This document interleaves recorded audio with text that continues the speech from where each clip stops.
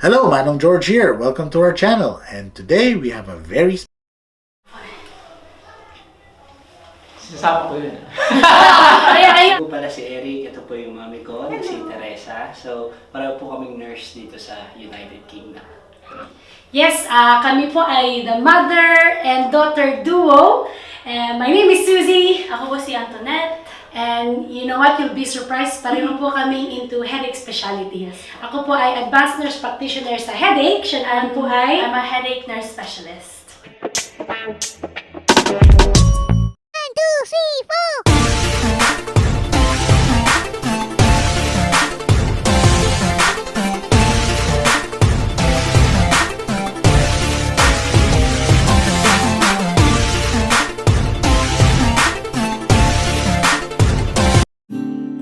Manong knows best.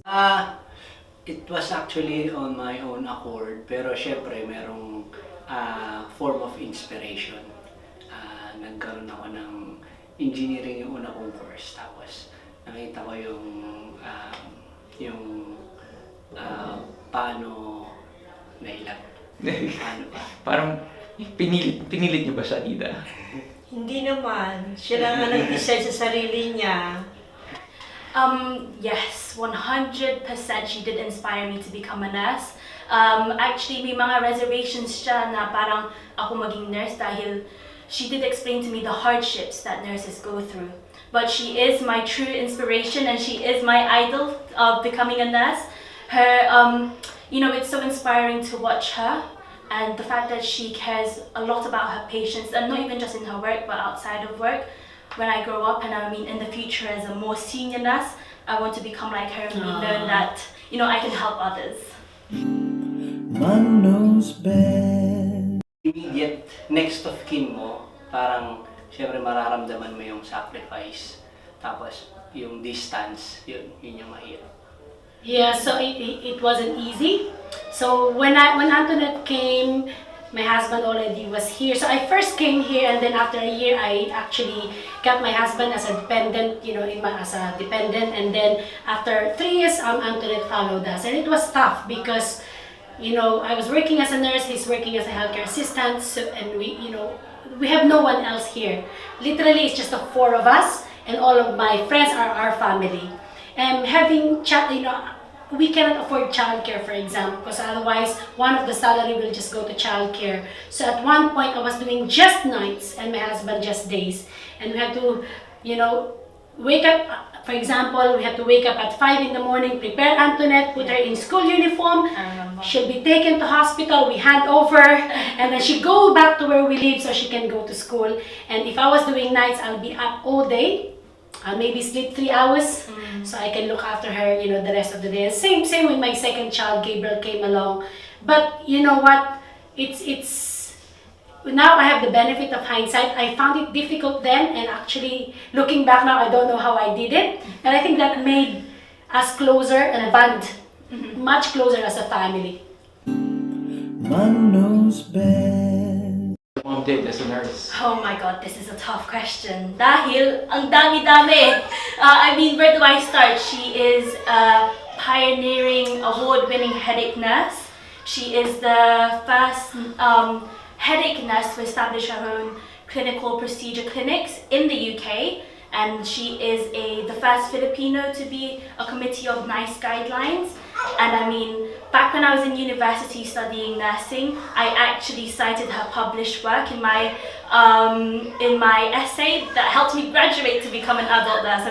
Who can say that? But she is very inspiring, as I said before. I don't think she just inspires me, pero na-inspire niya lahat ng everyone that knows her, and talaga yung pamilya back home, very, very happy and inspired.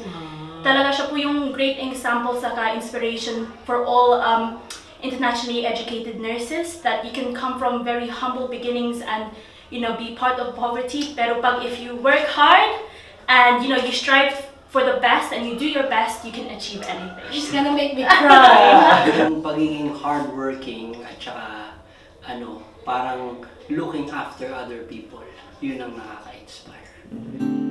Manong knows best. 'Nung nandoon sila kasi malayo ako sa kanila, Ang sister ko lang nag-aalaga sa kanila habang ako ay nandito sa London. Pero advice ko lang sa kanila is magsikap sila sa kanilang pag-aaral at nang makarating din sila dito sa London. So I always, advise her even when she was choosing. It's not that I didn't want her to become a nurse. I want her to get into the profession, and know the reality of the profession. But her heart is into it, and I cannot be prouder. The one thing I advise her, and not just her, but most of junior nurses I come across, is that love the job first.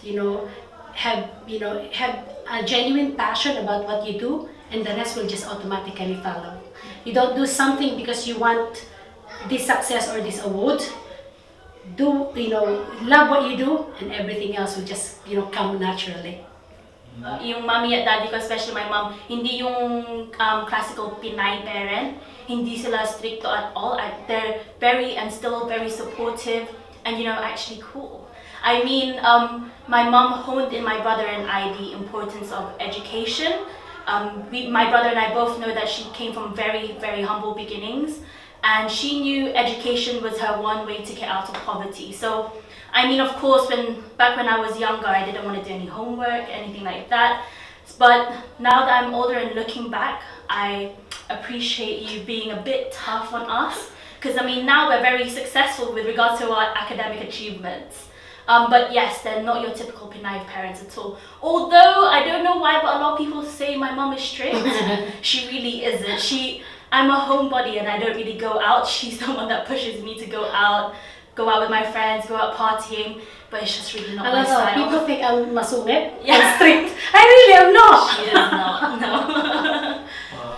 Always remember, Manong knows.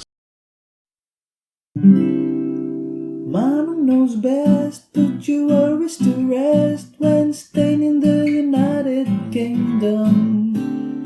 Manong knows best.